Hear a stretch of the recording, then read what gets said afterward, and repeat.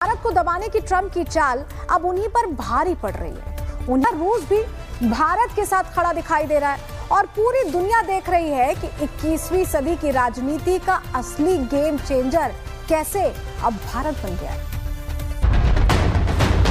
Trump के tariff और sanction की धमकियों को हवा में उड़ाते हुए रशिया का गुप्त खजाना इंडिया के हाथ लग चुका है। रशिया ने अपना ऑयल से भी बड़ा खजाना आज इंडिया को सौंप दिया है और ये इतना कीमती है कि अगर मैं आपको बताऊं इसकी वैल्यू और एन इंपॉर्टेंस, चाइना और इस वक्त यूएस की जो है तमाम के तमाम प्लानिंग की इंडिया और रशिया ने धज्जियां उड़ा दी हैं। हम बात अमेरिका के खबरदार करने के बावजूद भारत रूस से तेल जारी रखेगा। रॉयटर्स का कहना है कि भारतीय जराये ने बताया, सदर ट्रंप के बयानात के बाद भी भारतीय पॉलिसी में कोई तब्दीली नहीं लाई गई। और आज जिस तरह से भारत रूस का हर दिन हर सेकंड एक दूसरे का सपोर्ट करना, साथ निभाना है, वो अमेरिका को हर दिन ये बता रहा, ये संदेश दे रहा कि दोनों देश ना प्रतिबंध से डरते हैं और ना ही उसके टैरिफ वाले खेल से। अब भारत और रूस ने मिलकर बड़ा धमाल मचा दिया है। भारत रूस की डील कितनी बड़ी है, दुनिया में इसका असर क्या होगा और भारत को इससे क्या फायदा मिल जाएगा। तो ट्रंप मोदी ਨੂੰ ਕਿਉਂ ਚੁੰਡੀਆਂ ਵੱਢਦਾ ਰਹਿੰਦਾ ਹੈ? ਹੁਣ ਤੇ ਉਹ ਕਿਸੋਂ ਵੀ ਮਾਰ ਰਿਹਾ, ਚੁੰਡੀਆਂ ਨਹੀਂ ਵੱਢ ਰਿਹਾ। ਔਰ ਇਹ ਜਿਹੜਾ ਟਰੰਪ ਹੈ ਨਾ, ਉਹ ਵਿਚਾਰਾ ਅੱਲਾ ਵੱਲੋਂ ਹੀ ਨਾ ਖਸਿਆਨੀ ਬਿੱਲੀ ਖੰਭਾ ਨੋਚੇ ਵਾਲਾ ਹਿਸਾਬ ਹੈ ਨਾ, ਉਹ ਹਰ ਇੱਕ ਵੱਲੋਂ ਬਿਸਤੀ ਹੁੰਦਾ ਚਲਾ ਜਾ ਰਿਹਾ। ਉਹਨੂੰ दोस्तों, इस वक्त इंडिया रशिया जो ताल्लुकात हैं उसमें बहुत तेज़ी आ रही है। और अगर आप ये देखें कि जो इंडियन फॉरेन मिनिस्टर हैं डॉक्टर जयशंकर, वो रशिया में थे और वहाँ पे इम्पोर्टेंट डेवलपमेंट्स जो हुई हैं उनमें से एक अहम डेवलपमेंट ये है, राष्ट्र अपने संसाधनों पर काबू पा लेता है, वही दुनिया पर राज करता है। और आज की दुनिया में ये बात 100% सच साबित होती हुई दिख रही है। तेल का जमाना अब पीछे छूट रहा है और सामने आ रहा है नया सोना, सफेद सोना, क्रिटिकल मिनरल्स और रेयर अर्थ। जी हां, भारत और रूस की उस दोस्ती की कहानी जो धरती की गहराइयों में छिपे इन खनिजों तक जा पहुंची है। और अमेरिका के भारत पर टैरिफ लगाने के बाद भारत ने चुन चुन कर बदला लेना शुरू कर दिया है। किस हद तक मुआशी असरात आएंगे भारत पर? अगर रशिया से, वैसे तो अभी उन्होंने यही स्टैंस लिया कि वो पहले से ऑयल की खरीदारी कर रहे थे यूक्रेन और रशिया की जंग से पहले, लेकिन अगर भारत नहीं मानता बात और टैरिफ जो 25% हैं ये मजीद बढ़ जाते हैं तो इसके क्या मुआशी असरात आ सकते हैं इंडिया पर? सेक्टर में भारत ने हाल ही में रूस की कंपनी यूरेनियम वन के साथ पार्टनरशिप की है।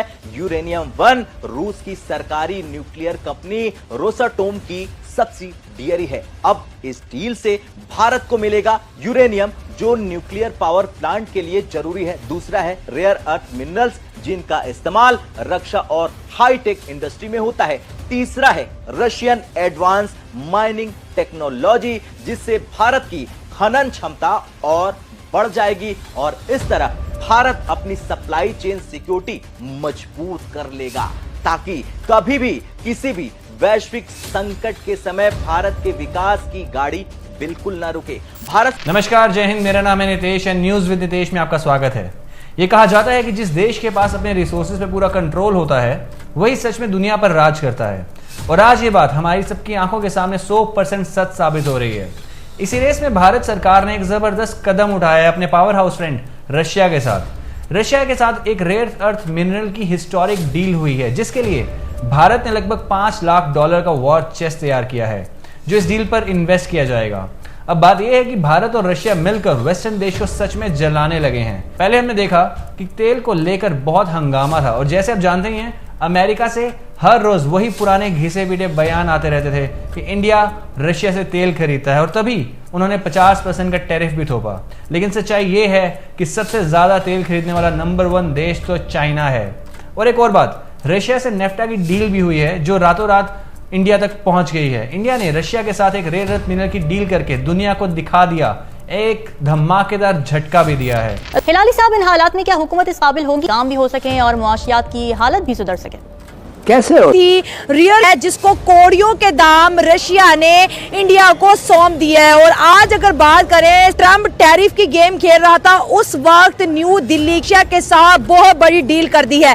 अगर हम भारत सरकार ने इसके लिए $5 लाख का स्ट्रेटेजिक वॉर चेस्ट बनाया है, यानी कि वो खनिज जो आने वाले दशकों में किसी भी राष्ट्र की ताकत, दुनिया की ताकत, उसकी तकनीक और उसकी ऊर्जा सुरक्षा तय करेगी। Nobody could stop it. क्या समझते हैं आप समझते हैं कि ये कोई लाइट है, ये टनल, ये लॉन्ग टनल जो जा रहा है ऑफ नो होप, इस पे कोई लाइट नजर आ रही है आपको? क्या देखिए, कहने की बात ये है, हमें पता है प्रॉब्लम क्या है, बट हम कर नहीं सकते। अब तो हम कह सकते हैं ना, वी मस्ट एडमिट, इतने गवर्नमेंट्स नहीं कर सकते हैं कि ये नाकाबिल है, हम काबिल नहीं है करने के लिए। तो if you are not capable, तो फिर क्या है? It's a lost cause. काबिल भी नहीं है और तरजीहात भी कुछ और ही है ना। On the other hand USA की अगर मैं बात करूं तो यूएसए से ट्रेड का सरप्लस है $36 बिलियन का।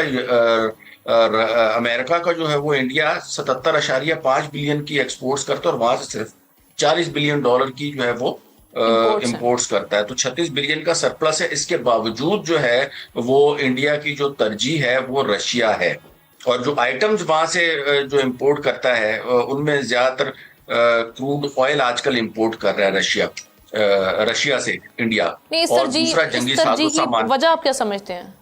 अगर इतना जी, उसकी वजह ये है कि रशिया के ऊपर जब पाबंदियां लगाई थी अमेरिका ने, उसके बाद एक और रास्ता निकाला गया जिसकी वजह से अब हो ये रहा है कि जो इंडिया के इन्वेस्टर्स हैं उन्होंने तकरीबन $20 बिलियन की इन्वेस्टमेंट वहां के ऑयल के कंपनीज में भी और ऑयल इंफ्रास्ट्रक्चर में रशिया में की है। उन्होंने भी की है, रशिया ने भी। अब इंडिया क्या कर रहा है, इंडिया वहां से तकरीबन जो ऑयल है वो इम्पोर्ट कर रहा है, कच्चा तेल जिसको हम बोलते हैं, उसको अपनी रिफाइनरीज में प्रोसेस कर रहा है और रिफाइनरीज में प्रोसेस करने के बाद उसको बेच रहा है। और आप हैरान होंगी कि उसकी जो बेचना है तकरीबन 70.13 बिलियन का जो है ना वो तेल बेच रहा है, जिसमें 1/3 जो है वो यूरोपीय यूनियन को जो कंट्रीज हैं या G7 के जो कंट्रीज इनफैक्ट मैं कहूंगा उनको जो है वो ये तेल बेच रहा है। यानी एक तरफ अमेरिका ने पाबंदियां लगाई हैं रशिया के ऊपर कि आप तेल नहीं बेच सकते, तो उन्होंने ये इनडायरेक्ट रास्ता निकाला कि ठीक है जी हम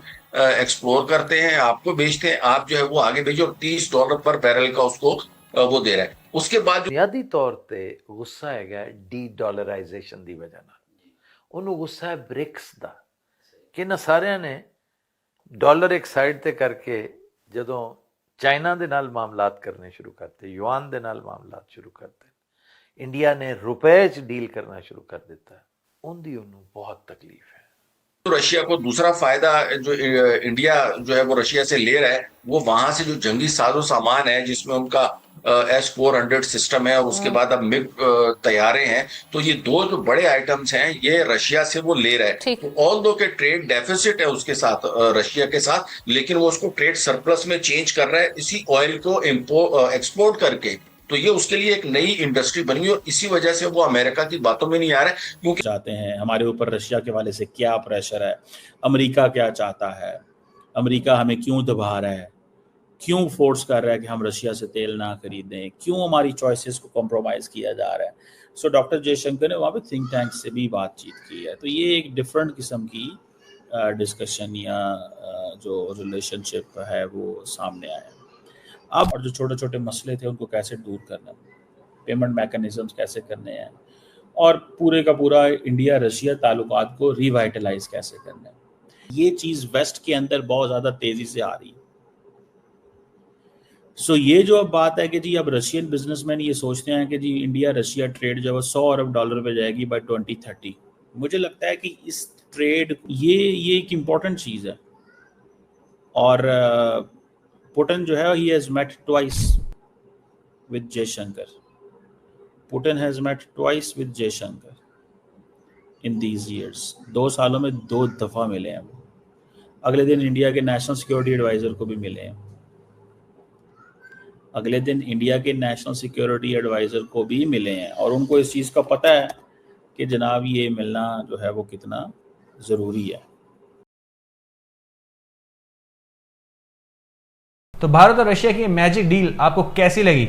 अपने राय कमेंट्स में जरूर बताइए। और हाँ, अगर आपको वीडियो पसंद है तो वीडियो को लाइक, शेयर और चैनल को सब्सक्राइब करना मत भूलना। मेरा नाम है नितेश, मिलते हैं अगली वीडियो में।